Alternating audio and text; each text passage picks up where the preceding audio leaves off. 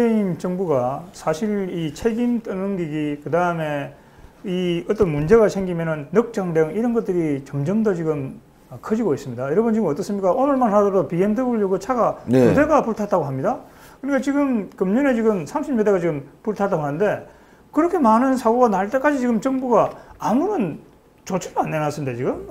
그게 또 있죠. 그 다음에 대입제도 개편이라고 해가지고 그것도 교육부가 국가 무슨 위원회 보내고 또 특별위원회 보냈다가 또 공론위원회 보냈다가 그러니까 돈만 쓰고 하청을 줬다가 재하청 주고 제재하청을 줘가지고 공이 다시 또 이쪽으로 교육부로 다시 되돌아왔죠. 그것도 지금 전혀 해결이 되고 있지를 않습니다. 그리고 여러분 얼마 전에 다 보시지 않았습니까? 김기춘 전 비서실장이 구치소에서 나오는데 거기가 바로 그냥 폭력 사태가 나가지고 무법천지가 됐어요. 그런데 경찰청장 대통령이 그게 잘못됐다 그렇게 해서는 안 된다라고 한마디 지금 하고 있지를 않아요. 그리고 지금 오늘 지금 저희들이 토론하고 있는 북한산 석탄 문제 여기에 대해서도 완전히 꿀먹은 벙어리예요 지금 이게. 그러니까 지금 이게 골몰대로 골마가지고 국내외적으로 지금 이거 문제가 일파만파 지금 커지고 있는 상황이죠. 그래서 제가 볼 때는 문재인 정부가 자꾸 이거를 깔고 뭉개고 책임을 회피할 게 아니고 정부라고 한다면은 국민의 어떤 경제라든지 안전이라든지 이 안보라든지 이런 문제에 대해서 책임을 져야 되는데 책임 있는 자세를 지금 보이는 게 중요하다 이렇게 생각이 듭니다. 책임 있는 자세가 중요하죠. 지금 그거 이렇게 자꾸 회피하기만 한다고 될 일도 아니고 지금 BMW가 막 불이 뭐 오늘도 2대 타고 매일 연일 불이 타고 있습니다. 근데 이걸 갖고 이제 독일에다가 문제를 삼으려고 하는데 독일이 야 니네 석탄 막 수입했는데 무슨 소리야. 니네 우리가 국제사회에 제재 더 강력하게 요구할 거야. 그러니까 이거 뭐 이도 저도 못하고 기업인들만 피해보는 거예요. 정부가 나서서 이런 피해가 있으면 당신네들 왜 우리한테 이상한 제품 팔아. 제가 봤을 때는요 이게 BMW가 대한민국 우습게 보는 겁니다. 다른 나라들은 정상적인 제품 내보내고 대한민국만 말이죠 좀 이상한 제품들 내보낸 것 같아요. 불량 제품들. 근데 이거 우리 정부가 얘기를 못하는 거예요. 한마디로 독일은 조그만한 사고를 친 거지만 대한민국은 범죄자잖아요. 정부가. 그러니 뭐 범죄자가 어떻게 뭐 조금 실수한 사람한테 뭐라고 그럴 수 있겠습니까? 이러니 뭐 이런 사고들이 곳곳에 터질 거예요 앞으로. 그렇지 않겠습니까? 대표님께서도 좋은 점 지적해 주셨는데요.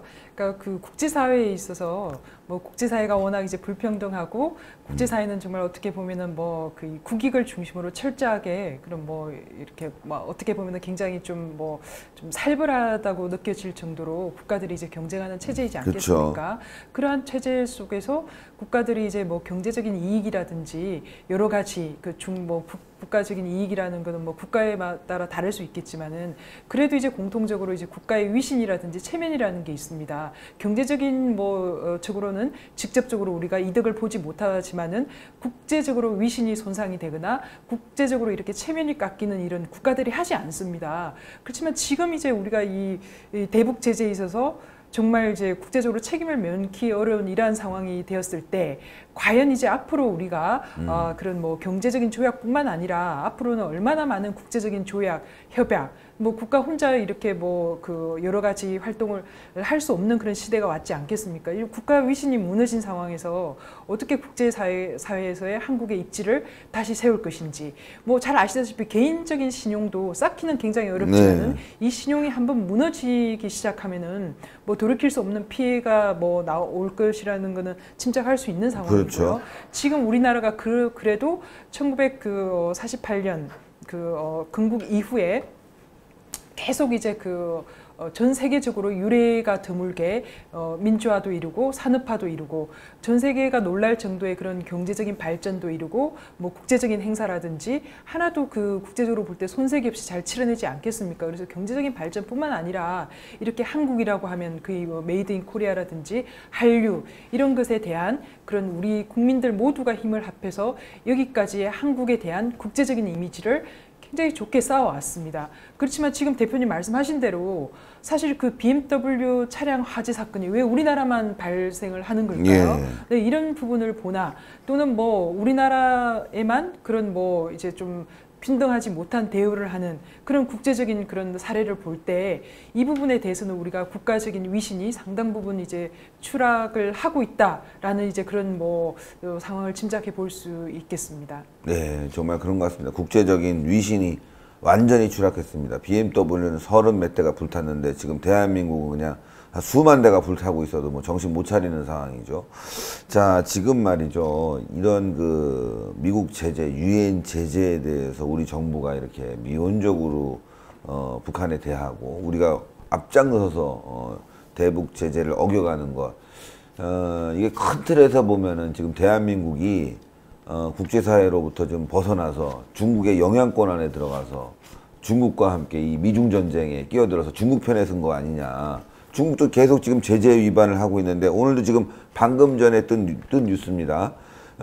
방금 전에 떴는데 이 개성공단에서 만들던 이 그 압력밥솥, 이 남아도는 걸 또 중국을 통해서 수출을 했다고 해요. 그러니까 지금 중국은 계속 제재를 위반하고 있고 대한민국도 같이 뭐 소탄 수입하고 막 난장판을 지금 만들고 있는데 이거 말이죠. 이거 대한민국이 미국을 버리고 중국으로 달려붙으려고 하는 것이 아닌지 뭐 이런 그 크게 보면 그런 우려도 듭니다. 네, 그렇습니다. 지금 그러니까 이 북한산 석탄 문제, 그러니까 한국이 방금 말씀하신 대로 이 유엔 제재, 국제사회 제재로부터 이탈하려고 하는 이 움직임은 미국이 볼 때는 단순히 이게 북한과의 문제만이 아니고 한국 정부가 21세기 글로벌 미중 사이의 패권 경쟁에서 미국 쪽에서 벗어나서 이게 중국 쪽으로 기울려고 하는 게 아닌가 이런 우려를 갖는 것 같습니다. 그래서 지금 미국 트럼프 대통령이 중국에 대해서 무역 보복을 취하고 있죠. 중국도 거기에 대해서 보복을 하고 있습니다.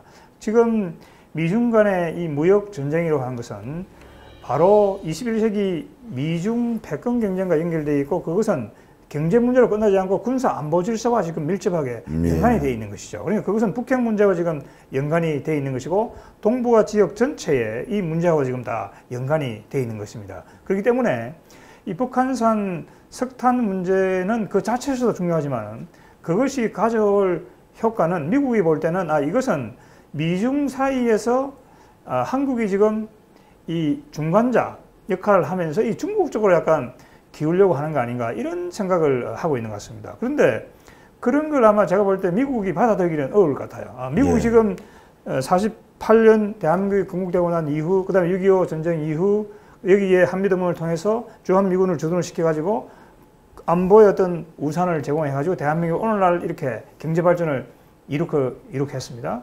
근데 그 경제적인 과실을 지금 가지고 그걸 안고 그냥 중국으로 간다? 이것은 제가 볼 때 미국이 도대체가 받아들이기 어려운 그러한 문제다 이렇게 생각이 됩니다. 그래서 여러분 잘 알다시피 이 국제 정치라고 하는 것은 우리가 흔히 시장은 보이지 않는 손에 의해서 움직여진다 이렇게 이야기를 하죠. 그러나 국제 정치 질서라고 하는 것은 중앙정부가 없기 때문에 보이지 않는 주목에 의해서 움직여지는 것이죠. 그 주목이라고 하는 것이 바로 패권 국가입니다. 지금 패권 국가가 미국이죠. 한국은 미국 중심의 패권 질서에 들어가 있는 겁니다.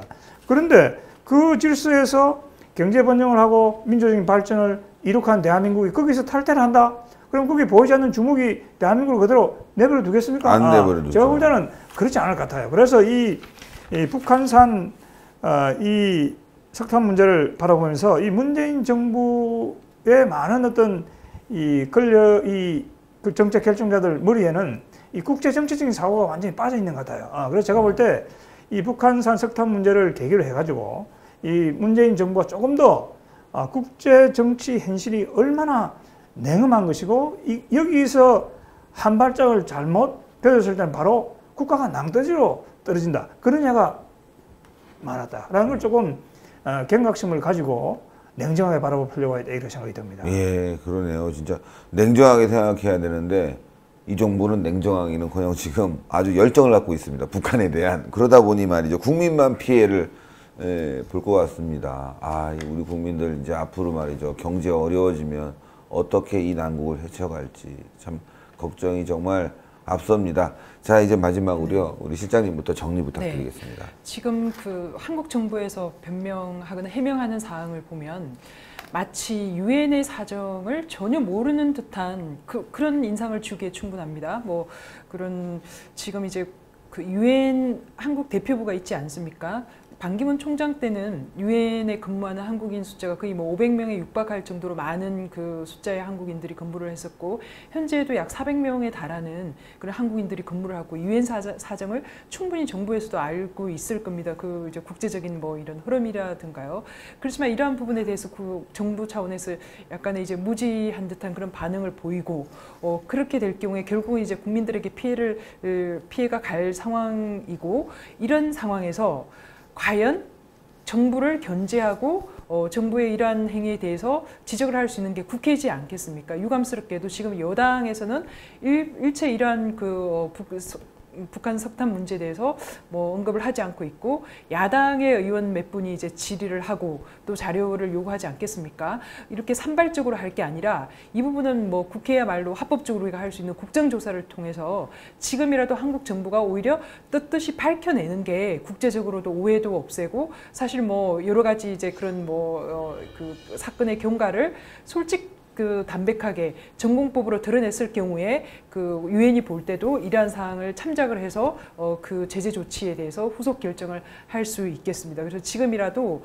전공법으로 뭐 은폐하려고 하면 할수록 의혹만 키우기 때문에 지금이라도 좀 그 제대로 된 조사를 해서 발표하는 것이 올바른 방법이라고 생각합니다. 예, 맞습니다. 예, 교수님 부탁드리겠습니다. 네, 지금 북한산 석탄 문제를 가지고 남동발전, 그 다음에 관세청, 외교부 등 정부 부처가 모두 책임 떠넘기기, 그 다음에 폭탄 돌리기를 하고 있다 이렇게 생각이 듭니다. 이것은 당장 중단돼야 된다 이렇게 생각이 됩니다. 그러니까 이 문재인 정부는 이 문제와 관련해서 컨트롤 타워를 지금 바로 정립을 해야 됩니다. 이 컨트롤 타워가 이 문제를 재조사를 해서 하루빨리 결론을 내서 국민들에게 알려야 된다 이렇게 생각이 됩니다. 그러니까 뭐냐면은 좋은 산에 대해서는 컨트롤 타워를 하려고 하고 이렇게 지금 잘못된 문제 국가적으로 어려운 사안에 대해서는 컨트롤 타워를 안 하려고 한다. 그건 제가 볼 때는 책임 있는 자세가 아니다 이렇게 생각이 됩니다. 그래서 문재인 정부가 하루빨리 이 사안과 관련해서 컨트롤 타워를 만들고 그 컨트롤 타워가 종합적인 대책을 내놔야 된다 이렇게 생각이 됩니다. 네.